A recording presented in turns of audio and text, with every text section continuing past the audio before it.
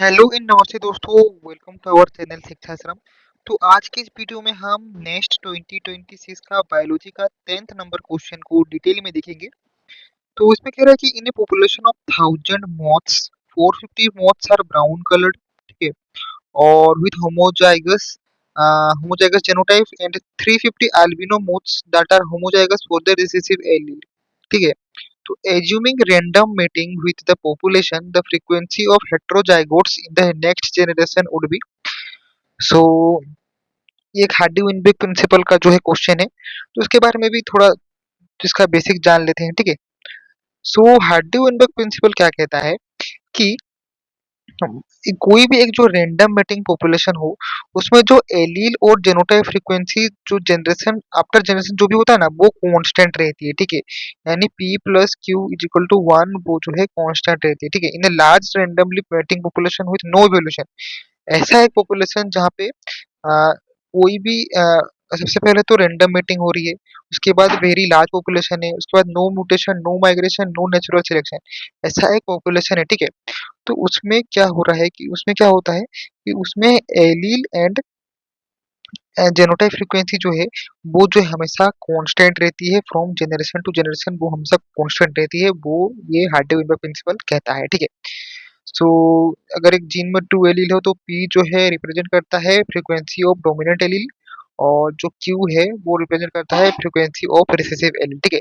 So p plus q is equal to 1 हो जाता है हार्डी वेनबर्ग प्रिंसिपल के अकॉर्डिंग, ठीक है, जहाँ पे पी जो है डोमिनेंट एलील को रिप्रेजेंट करता है और डोमिनेंट एलील ए की फ्रीक्वेंसी को रिप्रेजेंट करता है, और क्यू जो है रिसेसिव एलील स्मॉल ए की फ्रीक्वेंसी को रिप्रेजेंट करता है, ठीक है।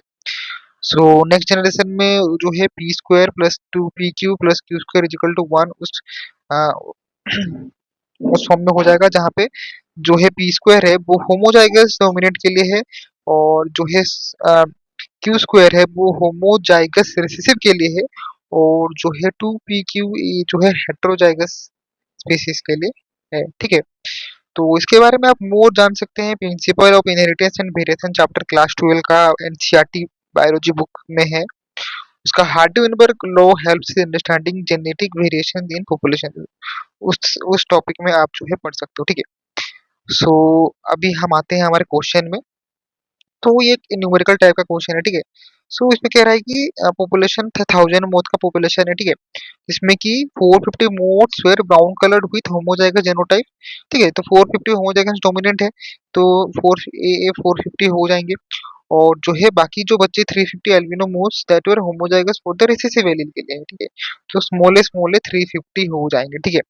तो अभी हम जानते हैं अ, जो कि जो रेसिस से हमेशा याद रखना कि we used Q square is equal to frequency of A directly to find Q, ठीक है। हमेशा जो है होमोजाइगस रिसीव का जो है यूज करना, ठीक है, हमेशा कैलकुलेशन करने के लिए वहां से क्यू निकालना, पहले होमोजाइगस रिसीव से स्टार्ट करना, वहां से पहले क्यू निकाल लेना, और क्यू निकालोगे तो फिर पी प्लस क्यू से जो है हमारा पी भी निकल जाएगा।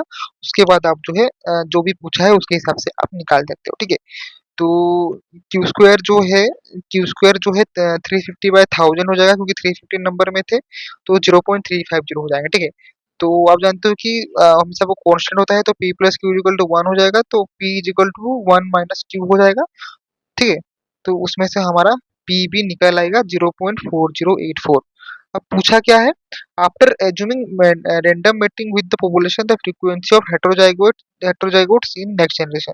सो 2pq हमें फाइंड करना है, इसका मतलब सो p का वैल्यू आपको पता है, q का वैल्यू पता है, तो फाइनली आंसर जो है 0.482 हो जाता है। सो करेक्ट आंसर 0.482 हो जाता है, जो कि क्लोजेस्ट है 0.495 के अराउंड। सो 0.505 नहीं होगा, ये रॉन्ग ऑप्शन है, ठीक है। थोड़ा सा प्रिंटिंग मिस्टेक हो गया, उसके लिए सॉरी। तो करेक्ट आंसर हो जाएगा आपका 0.495, ऑप्शन ए, ठीक है। तो धन्यवाद और जय जगन्नाथ।